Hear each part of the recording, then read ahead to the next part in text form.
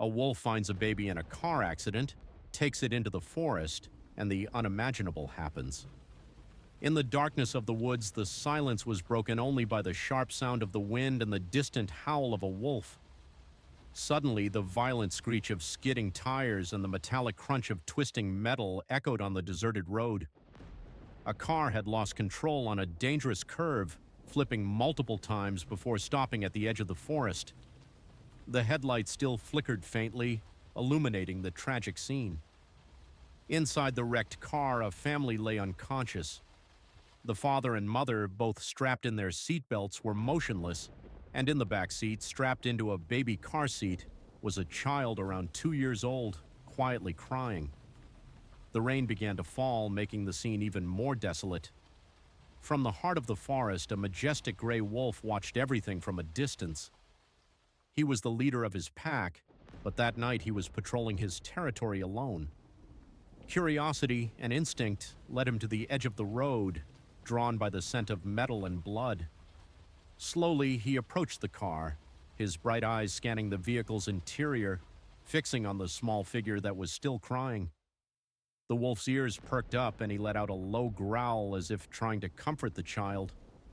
He sniffed the air, taking in the scent of the family, and then, in a surprising move, he gently pawed at the car door. The door creaked open and the wolf carefully extracted the baby from the car seat. He held the child gently in his jaws, as if he had done this before. The baby, sensing the wolf's warmth and comfort, slowly stopped crying.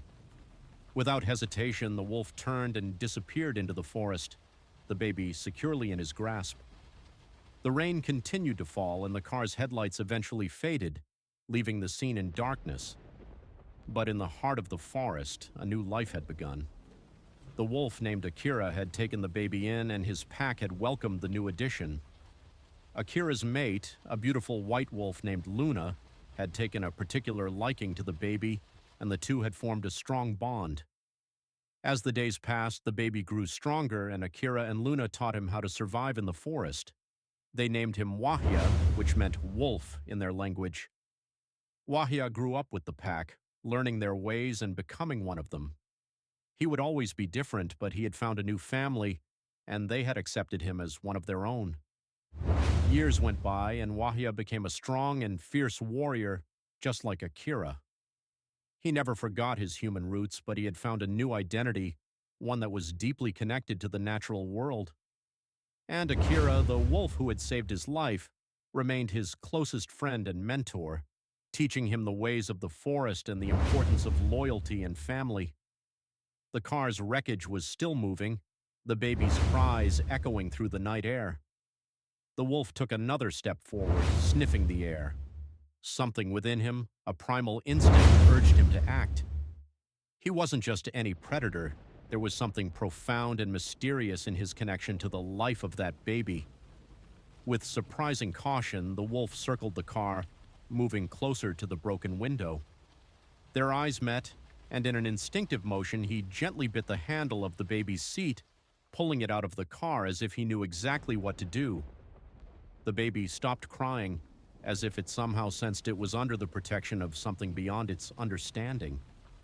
The wolf, with an almost unbelievable gentleness, carried the child as he would his own pups and began to enter the dense forest, moving away from the accident site. The rain grew heavier, but that didn't stop the wolf from taking the baby deeper into the heart of the woods. The path was steep and covered in thick vegetation, but the wolf moved with purpose, as if each step was guided by an ancient instinct. He knew every tree, every rock, and every stream. He had lived in these woods all his life, and now he was using that knowledge to protect the baby. The wolf's paws made barely a sound as he padded through the underbrush, the baby secure in his jaws.